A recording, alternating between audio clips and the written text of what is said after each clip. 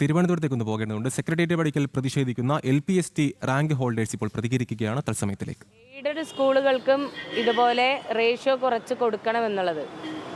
അപ്പോൾ ഗവൺമെന്റിന് കൊടുക്കുന്ന എല്ലാം എയ്ഡഡിന് കൊടുക്കേണ്ടി വരും എന്ന് അദ്ദേഹം പറയാം.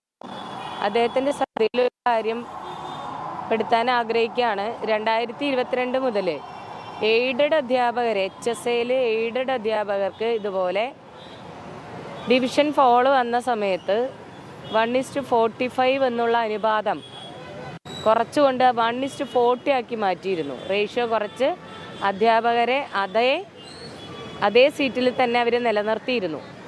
അതേ സംവിധാനമാണ് നമ്മളിപ്പോൾ LPക്ക് ചോദിക്കുന്നത്, ഗവൺമെൻറ് സ്കൂളിലേക്ക് ചോദിക്കുന്നത്. അന്ന് അവിടെ 2022 HSAക്ക് ഇങ്ങനൊരു സംവിധാനം ഒരുക്കി കൊടുക്കാമെങ്കിൽ എന്തുകൊണ്ട് ഞങ്ങൾക്ക് തന്നുകൂടാ, എന്തുകൊണ്ട് ഗവൺമെൻറ്റിന് മാത്രമായിട്ട് തന്നുകൂടാ എന്നുള്ളൊരു ചോദ്യമാണ് നമ്മൾ ചോദിക്കണേ.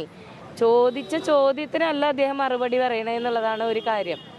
ഇനി എയ്ഡഡുമായി ബന്ധപ്പെട്ട വിഷയം നിങ്ങൾ ചോദിച്ചോ എന്ന് എനിക്കറിയില്ല. എൻ്റെ ശ്രദ്ധയിൽപ്പെട്ട കാര്യം ഇതാണ്.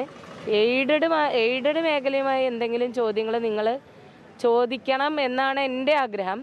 അതായിട്ട് ചോദിക്കുന്ന സമയത്ത് നിങ്ങൾക്ക് ഒരു മറുപടിയും കിട്ടില്ല എന്നുള്ള കാര്യം കൂടെ വ്യക്തമായിട്ട് പറയാൻ ആഗ്രഹിക്കണം. പിന്നെ അദ്ദേഹം പറഞ്ഞ വേറൊരു വിഷയം,